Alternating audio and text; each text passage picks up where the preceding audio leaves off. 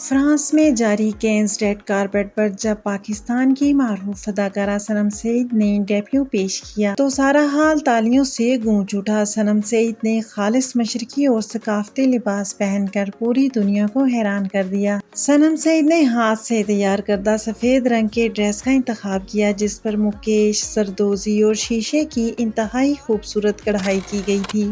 یہ ڈریس سفید مور سے متاثر ہو کر بنایا گیا تھا۔ 50 کاریگروں نے لگ بھگ 2354 گھنٹے لگا کر اس خوبصورت ڈریس کو تیار کیا۔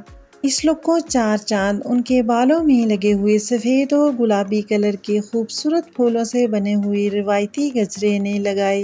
اس لک کو اور بھی دلکش ان کی وائٹ گولڈ ڈائمنڈ جیولری نے بنا دیا۔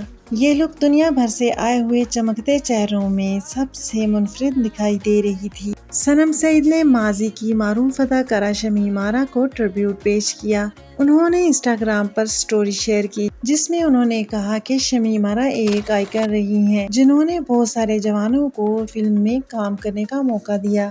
فینس صنم سعید کو عالمی سطح پر دیکھ کر بے حد خوش ہیں اور سوشل میڈیا پر انہیں خوب سراہا جا رہا ہے۔ صنم سعید کی تصاویر اور ویڈیوز سوشل میڈیا پر بہت تیزی سے وائرل ہو رہی ہیں۔ اگر آپ کو آج کی ویڈیو پسند آئے تو اسے لائک کیجیے، شیئر کیجیے اور کمنٹ کیجیے اور اس طرح کی مزید ویڈیوز کو دیکھنے کے لیے میرے چینل کو سبسکرائب کیجیے۔